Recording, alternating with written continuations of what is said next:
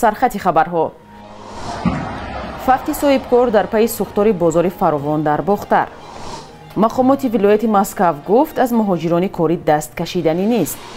زلزله در تاجیکستان خسارات ثبت نشده است. راه آهن میان دوشنبه و تاشکند فعال می شود.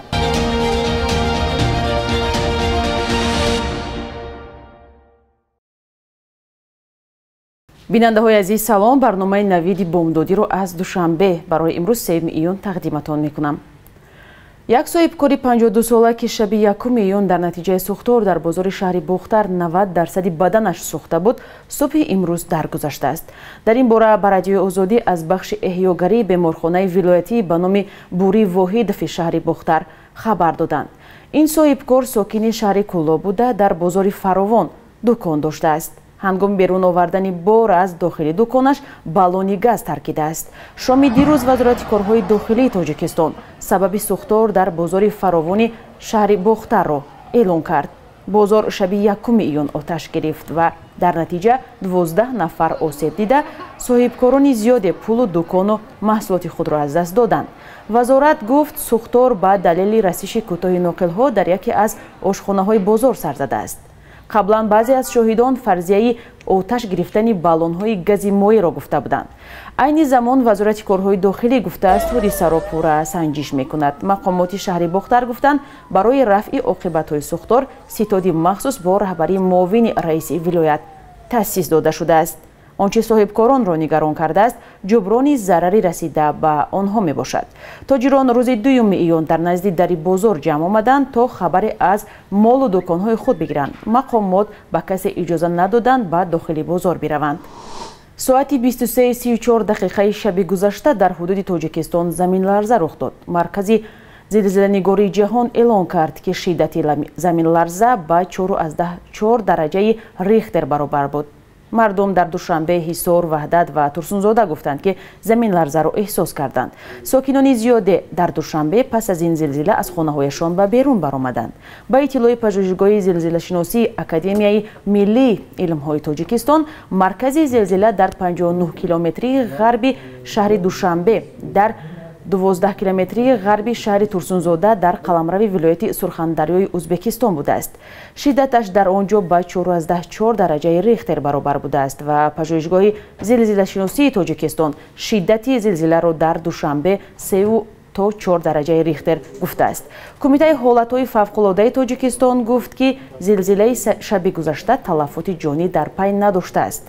تاجیکستان در یکی از منطقه‌های زلزله‌خیز قاره آسیا جایگیر است. در گذشته بر اثر زلزله آدمان به هلاکت رسیده، چندین خانه ویران شده بود. از جمله ماه ایول سال گذشته بر اثر زلزله در ناحیه رشت 5 نفر به هلاکت رسیده، 10 منزل تخریب شد. انتظار می رود شروع از 20 ایون سال جاری حرکت دائمی توسط راه آهن میان تاشکند و دوشنبه راه اندازی شود. در این باره شوکت میرزیویف پرزیدنت ازبکستان در یک نشست مطبوعاتی ضمن نتیجه گیری از سفر پرزیدنت امامعلی رحمان به این کشور خبر داد.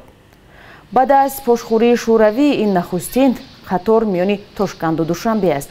در گذشته طبق اطلاع رسمی همه روزه از مرز تاجیکستان و ازبکستان تا 20,000 نفر از هر دو جانب عبور می‌کردند. سال گذشته نیز جانب ازبکستان خبر داده بود که تصمیم گرفته است از شهر سمرقند تا شهر پنجکنت ولایت سوخت راه آهن می‌سازد.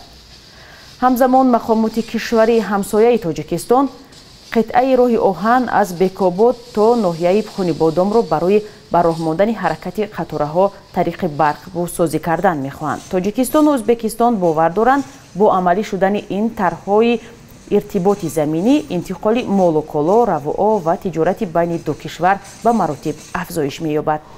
مقامات ولایت مسکو از مهاجران کاری دست کشیدنی نیستند. در این باره گوبرناتور ولایت اندری ورابیوف در مصاحبه با اربک خبر داده است.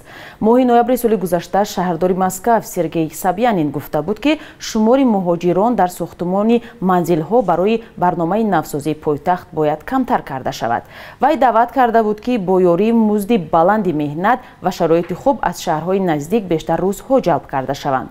روسیه طی یک سال اخیر مسئله با جای مهاجران به کار گرفتن زندانیان را بررسی میکند. اولی امسال وزیر عدلیه روسیه هم پیشنهاد کرد که شمار محبوسانی که به مهنت مجبوری فرستاده میشوند زیاد کرده شود. احتمال آنها به ساختمانها هم جلب میشوند. روسیه کشوری اساسی مهاجرپذیر از تاجیکستان است. طبق اطلاع مقامات روسیه سال گذشته بیش از 2 میلیون نفر از تاجیکستان به این کشور به مهاجرت رفتند. مقامات تاجیک میگویند کمتر از 1 میلیون نفر برای کار به روسیه می روند. اقتصاد تاجیکستان از پول مهاجران وابستگی زیاد دارد و بیکار ماندن مهاجران در روسیه روزگاری صدها خانواده در تاجیکستان را مشکل می کند. اکثر زنان افغان که بعد از آمدن طالبان کاری خود را از دست دادند، حالا با براه ماندن تجارتی در خانه روزگارشان را پیش میبرند. شکیبا جلال یکی از این زنان است. کاری که او در خانه میکند مهارت خاص را طلب مینماید. همکاران ما درباره کار این زنی پیله پرور افغان نقل میکنند. شکیبا جلال یگانه راه را برای تأمین زندگی در راه اندازی تجارت خانگی دید. و این اماراتی ها باعث شدن که ما به خانه بشینیم و بیرون کار بیرونی کردن نتونیم. حتی مال راحت به خاطر مشکلات جزئی که داخل شهر رفت آمد کنیم بدون محرم بدون مرد ما اجازه نمیدن. و ما زمانی که از کار بیرون باز ماندیم و ما پول و اقتصادی که ضرورت داشتیم به دست آوردن نمیتونستیم مجبور شدیم. شکیبا در منطقه غرب افغانستان در ولایت هرات زندگی میکند. از این پله هایی که او و شوهرش در خانه پرورش میکنند ابریشم میبافند و آن را در بازار محلی میفروشند. ولی پولی که شکیبا از این کارش به دست میآورد خیلی کمتر از مبلغی است که او تا آمدن طالبان به حاکمیت دریافت میکرد. کاری که او قبلا میکرد $300 معاش داشت. پیله پروری سالانه فقط $800 درآمد دارد. او خانومی که مرد نداره و خانومی که شوهر نداره او در قسمت همین وظایف بیرونی یا داخل دفاتر یا معارف هر جای کار داشت همو نفقه خانواده خود پیدا میکنه. شکیبا 27 ساله و صاحب معلومات عالی و فرزند است. تا به قدرت آمدن طالبان او در سازمان‌های غیر دولتی در افغانستان کار میکرد. شکیبا جلال امید دارد که جامعه جهانی فشار بالای طالبان را ادامه میدهد تا محدودیت‌ها را برای زنان بیکار و در این مکتب‌های میانه را برای دختران دوباره باز کنند. و ما شخصا خیلی آرزو دارم که دوباره بتونم مثل قبلا آزادی که داشتم پس به دست بیارم، فعالیت‌های بیرون داشتم پس برام ادامه بدم. اگر طالبان تصمیم خود را دیگر نکنند و تحصیل دختران و کار زنان را اجازه ندهند، به باور شکیبا اکثر زنان افغان مجبور میشوند که کشور خود را ترک کنند. بخش یک روزی تاریخ را همکارم خیرامان بقازاده تقدیمتان میکند که مهمترین تحولات تاریخی 3 ایون را فرا میگیرد.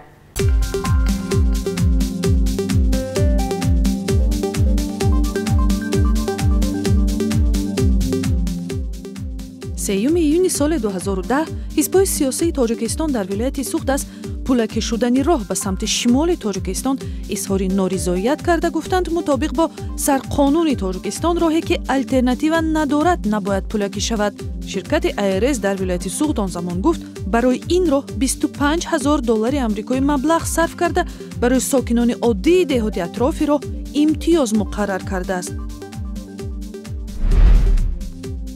با کمک بنیاد سوروس 3 ایون سال 2005 در نزد زندان زنانه شهر نورک برای زنان محبوس و کودکانشان باغچه تشکیل شد.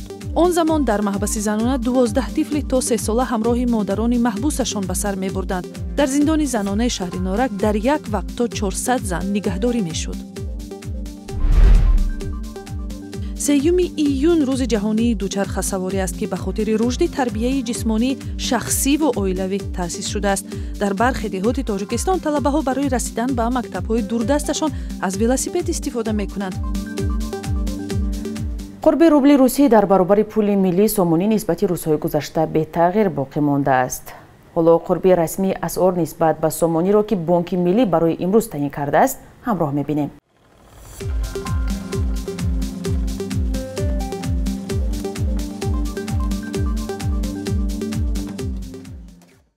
بیننده های عزیز، نوید بامدادی رو تماشا کردید. نظر و پیشنهاد خود رو حتما با ما نویسید. تا صحبتی دیگر، خدا نگهدار.